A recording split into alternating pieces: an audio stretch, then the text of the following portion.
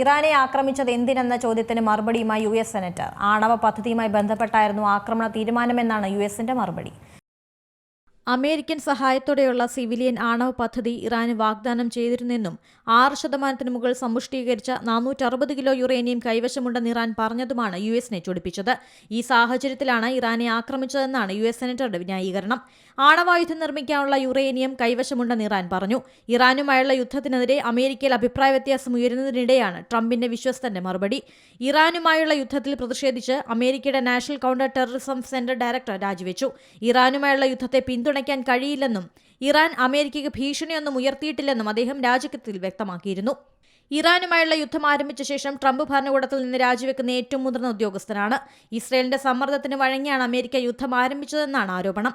സമാനമായ രീതിയിലുള്ള തെറ്റായ വിവരങ്ങൾ പ്രചരിപ്പിച്ചാണ് അമേരിക്ക ഇറാഖ് യുദ്ധത്തിലേക്ക് വലിച്ചിഴച്ചതെന്നും ആയിരക്കണക്കിന് അമേരിക്കൻ സൈനികരുടെ ജീവൻ നഷ്ടപ്പെട്ടെന്നും രാജിക്കത്തിൽ അദ്ദേഹം പറയുന്നു.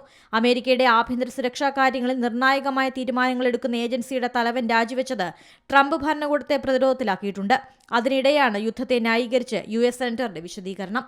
International desk C Malayalam news. ഏറ്റവും പുതിയ വാർത്തകളും വിശേഷങ്ങളും വിരൽത്തുമ്പിലറിയാൻ സി മലയാളം ന്യൂസ് എല്ലാ ഡിജിറ്റൽ പ്ലാറ്റ്ഫോമുകളിലും ലഭ്യം.